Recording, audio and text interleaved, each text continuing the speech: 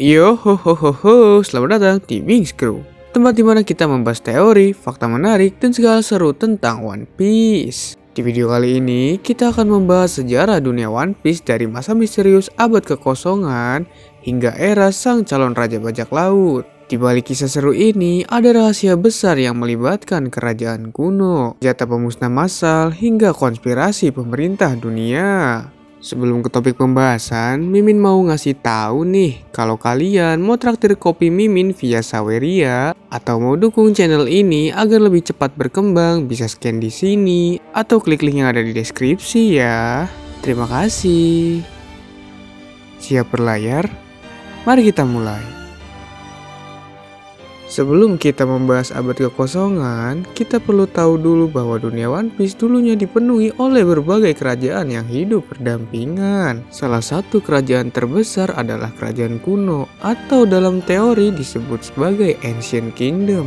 Kerajaan ini dipercaya memiliki teknologi dan kekuatan luar biasa, bahkan lebih maju dari dunia yang sekarang. Mereka memiliki filosofi yang misterius yang sampai saat ini masih belum terungkap sepenuhnya. Namun yang pasti kerajaan ini punya musuh, 20 kerajaan yang bersatu untuk menjatuhkannya. Perseteruan inilah yang nantinya akan mengubah wajah dunia untuk selamanya. Nah, inilah masa yang paling misterius, Void Century atau abad kekosongan. Periode sepanjang 100 tahun yang hilang dari sejarah dunia One Piece. Pemerintah dunia melarang siapapun meneliti sejarah ini. Pertanyaannya, tapi kenapa? Menurut informasi dari Robin dan Nico Olivia di Ohara, selama abad kekosongan terjadi perang besar antara kerajaan kuno dan koalisi 20 kerajaan yang kemudian menjadi pemerintah dunia.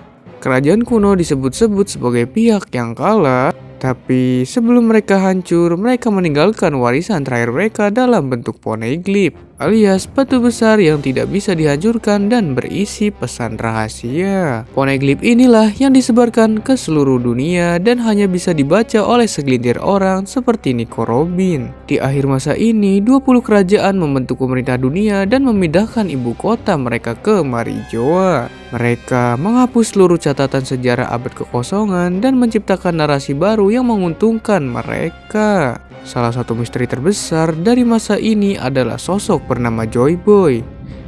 Pertanyaannya, siapakah dia? Apa ada hubungannya dengan kerajaan kuno? Banyak yang percaya bahwa Joy Boy adalah pahlawan atau pemimpin revolusioner dari era itu. Ia meninggalkan pesan maaf di poneglyph di Pulau Manusia Ikan karena gagal memenuhi janjinya membawa mereka ke permukaan.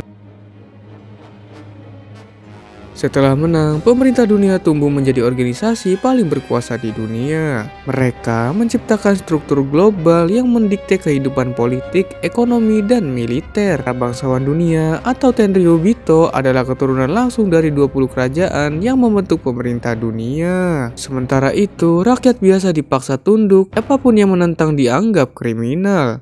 Mereka menciptakan Cyberpol, unit mata-mata yang bertugas menjaga rahasia pemerintah dunia, termasuk unit paling brutal, CV-Zero.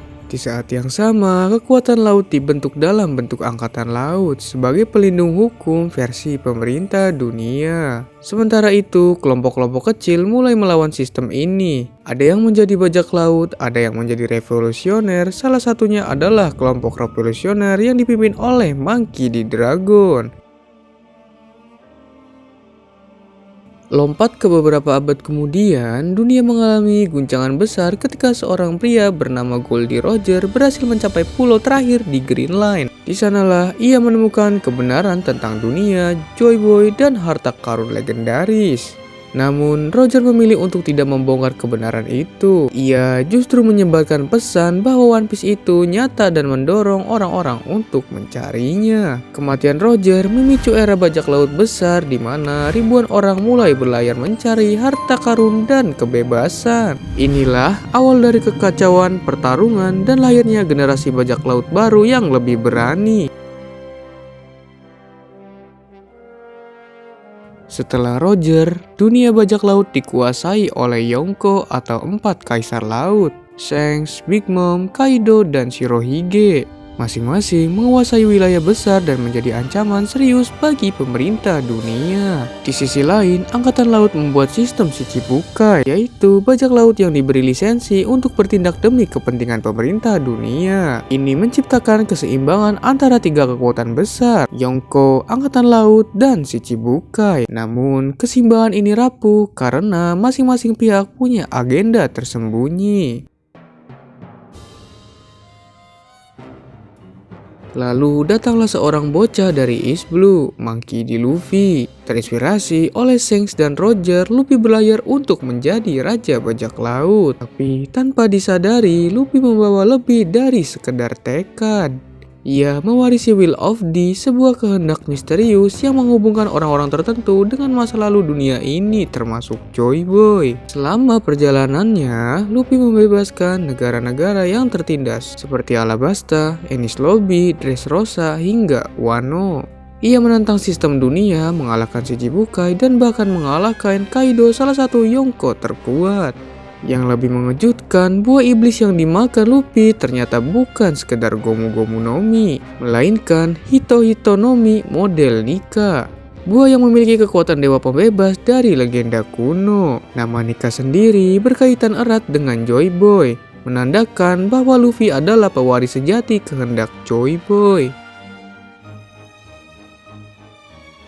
Setelah kekalahan Kaido dan Big Mom, dunia One Piece masuk ke masa baru. Keseimbangan runtuh, pemerintah dunia panik, dan revolusi semakin menggila. Mary jiwa terbakar, Sabo muncul sebagai simbol harapan, dan sosok misterius Im Sama menunjukkan kekuatannya yang mengerikan. Ia bahkan memusnahkan kerajaan Lucia hanya dengan satu serangan. Im Sama diyakini sebagai sosok dari abad kekosongan yang masih hidup sampai sekarang dan mengatur dunia dari balik layar. Kini semua pihak bergerak, revolusioner, pemerintah dunia, angkatan laut, dan bajak laut. Sejarah dunia One Piece adalah cerita tentang penindasan, perlawanan, dan harapan. Dari kerajaan kuno hingga Will of D, dari Joy Boy hingga Luffy. Semuanya saling terhubung dalam benang merah besar bernama kebebasan. Luffy bukan sekedar bajak laut. Ia adalah simbol kebebasan, pewaris kehendak masa lalu, dan ancaman terbesar bagi dunia yang penuh kebohongan ini. Jadi, apakah Luffy akan menjadi Joy Boy yang baru? Dan akankah ia mengungkap kebenaran dari Laugh Tale dan menghancurkan sistem dunia? Bagian sejarah mana yang paling bikin kalian penasaran? Atau kalian punya teori sendiri soal Joy Boy, Im Sama, atau kerajaan kuno? Tulis pendapat kalian di kolom komentar ya. Dan jangan lupa like, share, dan subscribe agar tidak ketinggalan teori-teori seru lainnya di Binks Crew.